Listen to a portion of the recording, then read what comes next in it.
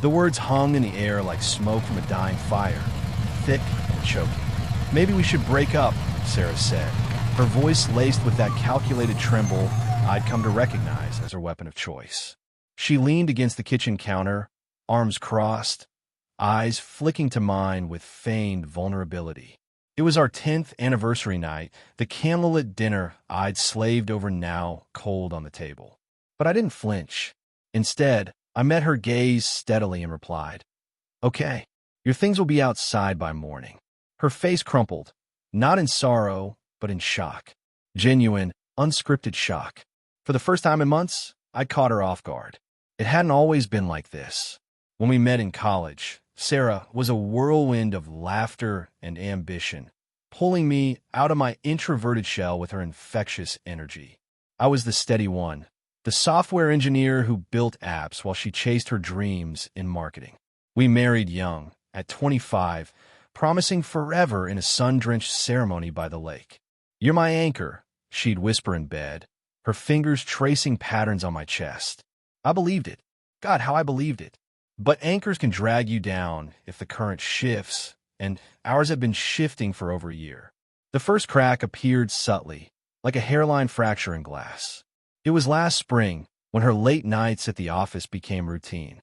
"Client dinners," she'd say, breezing in at midnight with a faint scent of cologne clinging to her blouse. Not mine. I'd nod, denying the knot in my gut. "Work's crazy right now," I'd tell myself, pouring another glass of whiskey to dull the suspicion. But denial is a fragile shield. One evening, as I folded laundry, her phone buzzed on the dresser. A notification flashed. "Can't wait for tomorrow night. Miss you already. Jay." My heart stuttered. I stared at the screen, fingers hovering, but I didn't unlock it. Not then. Instead, I buried it under her socks and pretended it was nothing. A colleague? A friend? Anything but what my mind screamed. Days blurred into weeks, each one layering doubt like sediment. Sarah grew distant, her touches mechanical, her smiles rehearsed. We'd argue over trivial things, bills, chores, but beneath it simmered something unspoken. I'd catch her staring at her phone, lips curving into a secret smile, only to straighten when she noticed me. "Just work emails," she'd laugh, but the laughter didn't reach her eyes. I started paying attention then, really paying. The way she'd angle her body away when texting, the extra makeup on weekdays, the new lingerie I found tucked in her drawer, tags still on. "For us," she claimed when I asked, but we hadn't been intimate in months. Suspicion festered into quiet anger, a slow burn that kept me up at night, scrolling through her social media for clues. Nothing overt, just vague posts about needing space and self-discovery. I told myself I was paranoid, that marriage had its ebbs. But deep down I knew. One rainy afternoon, while she was at a conference, I caved. Her laptop sat open on the desk, password unchanged since our wedding day. Our anniversary, 0523. My hand shook as I opened her email. There it was, buried in a folder labeled Work Miscellaneous. Messages from Jason, her boss. Flirty at first, then explicit. "Last night was incredible," one read. "Can't stop thinking about your hands on me." Attachments, photos, intimate ones, time-stamped from nights she'd claimed over time. My world tilted. Heartbreak crashed over me like a wave, cold and unrelenting. I sat there for hours, tears blurring the screen, denial shattering into jagged pieces. How could she?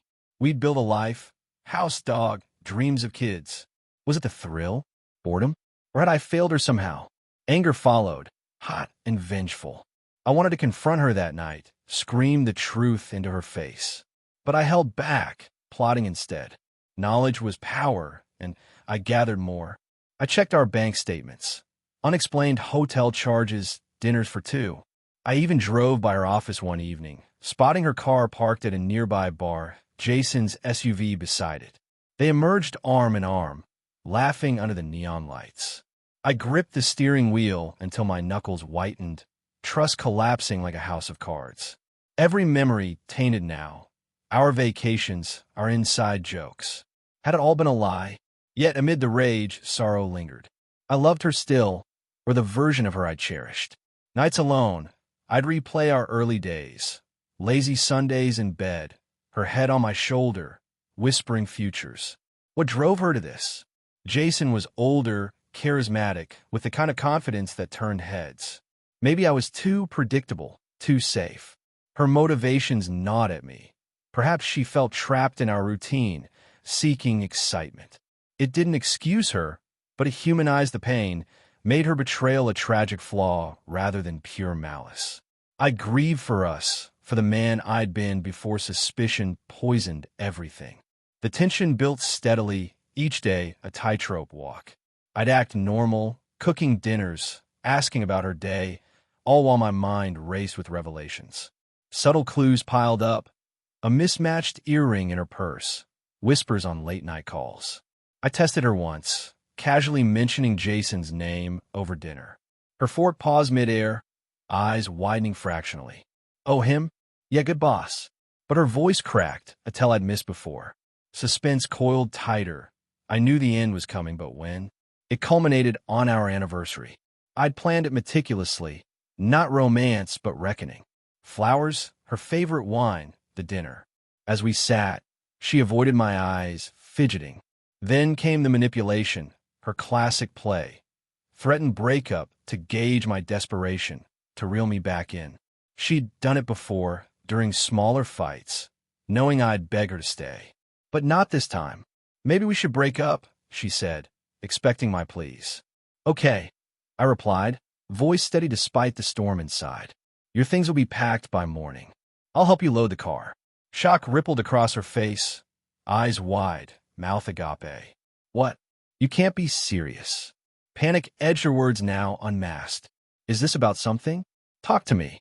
I stood, pulling a folder from the drawer, the emails, statements, photos printed in stark black and white. I slid it across the table.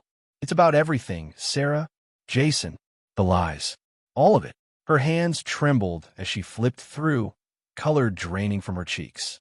Denial flashed first. This isn't what it looks like. Then anger. You spied on me? Finally, tears. I'm sorry. It was a mistake. We can fix this.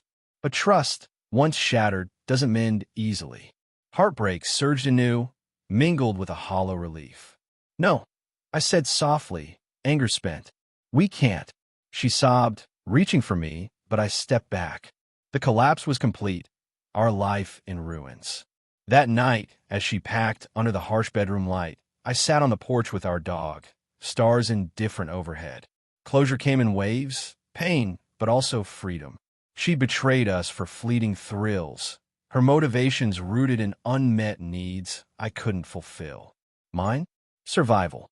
As her car pulled away at dawn, taillights fading, I reflected on love's fragility. Trust isn't given, it's earned, and once lost, the echoes linger. But in the quiet, I felt a spark. Hope, perhaps, for a future unshadowed. The end of us, but maybe the start of me.